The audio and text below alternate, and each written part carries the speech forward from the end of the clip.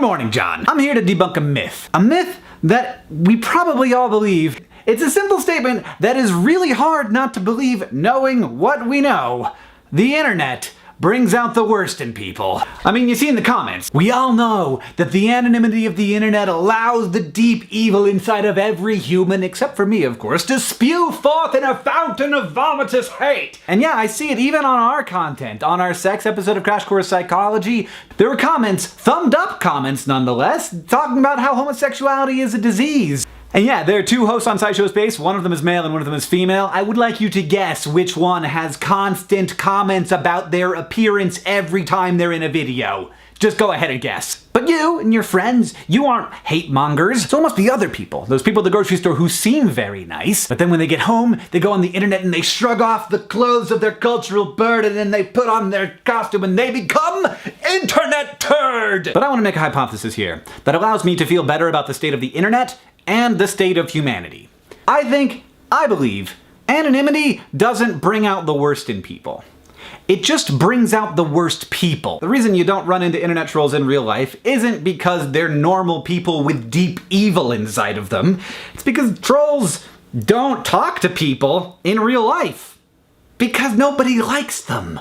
This is, of course, all of this, by the way, this entire episode is conjecture.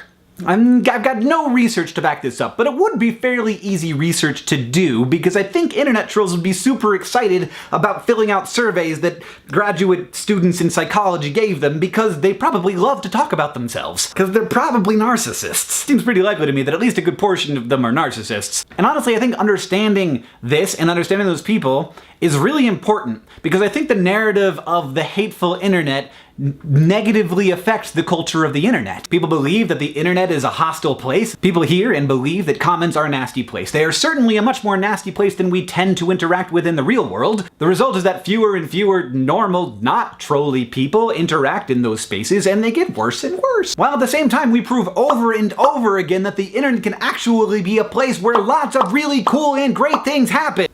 Wikipedia, for Christ's sake. But if we all think that the internet is less great than it is, it will become less great because we think that. And my even greater worry is that people will look at the comments of a YouTube video and say, look, a third of these people, at least, are just terrible. They're bad people. And then by extension, those people will assume that a third of all people are terrible and that all social spaces are hostile and antagonistic, which is very not the case. What we're looking at down in the comments is extreme selection bias. People don't want to comment because it seems like a hostile place, so only hostile people comment. Also, on most YouTube videos, you've got a lot of people watching it. Just imagine for a moment that 100,000 people gather in a room. It's a stadium, a very large stadium. Now, what are the odds that there aren't gonna be some bad people in that room? There are! They're gonna be bad people in that room. Shouldn't be too much of a surprise that when 100,000 people watch a video, some of them are gonna be racist troll turds, and they're gonna leave mean, nasty comments. Now, a big problem here is that YouTube has lately been promoting discussion rather than how many people thumb up a comment. So a comment will end up way at the top of the video because lots of people are discussing that comment. That isn't usually because there's a good discussion happening there. It's usually because that first comment was extremely inflammatory and wrong, and people are arguing about it. And the trolls are loving it. That's an algorithmic problem. That's an algorithmic problem. I don't know if they know about it, but it seems pretty obvious. It's totally feeding the trolls. Like, the whole point of a troll is to try and get discussion because they want to get a rise out of people, they want that rush, and they want some human interaction, which they don't get in their daily lives because mostly people don't like them.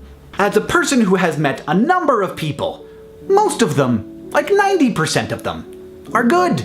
They're good people, not because culture tells them to be good, not because they're afraid of being found out and they're waiting for that moment where they can be anonymously evil, but because they're people, just like you and just like me. John, I'll see you on Tuesday.